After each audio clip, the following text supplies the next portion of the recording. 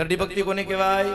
ગરડી ભક્તિ એને કહેવાય કે મંદિરમાં જઈએ અને ખીચામાં હાથ નાખીએ, 500 ની નોટે હોય, 200 ની નોટે હોય, 100 રૂપિયાની નોટે હોય, 20 ની હોય, 50 ની હોય, 10 ની હોય, 5 ની નોટે હોય, પણ તેમ છતાં નોટ હાથમાં ન આવે અને કરકરિયું હાથમાં લઈએ અને કરકરિયાનો ઘા કરી અને ઠાકોરજીને એમ દેખાડીએ જાણે લાખોનું દાન કર્યું.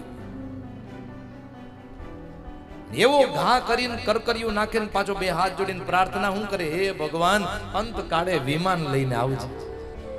ઠાકોરજીને આમ કમકમાટી થતી છે ને, એલા તારા કરકરિયામાં મારે વિમાન લઈને આવવાનું? અત્યારે પેટ્રોલ અને ડીઝલના ભાવ કેટલા છે? છેડ મારા ધામમાંથી વિમાન લઈને આવું તારા કરકરિયામાં? આને ગરડી ભક્તિ કહેવાય. દેવાનું સામર્થ્ય બધું જ હોવા છતાં પણ જ્યારે હું ને તમે દેવ, સાધુ, બ્રાહ્મણ, ગૌ કે સાધુ સંત એને આપી નથી શકતા, ત્યારે સમજવું કે આપણી અંદર ગરડી ભક્તિ થઈ ગઈ છે. કારણ કે હોવા છતાં પણ આપણાથી દેવાતું નથી.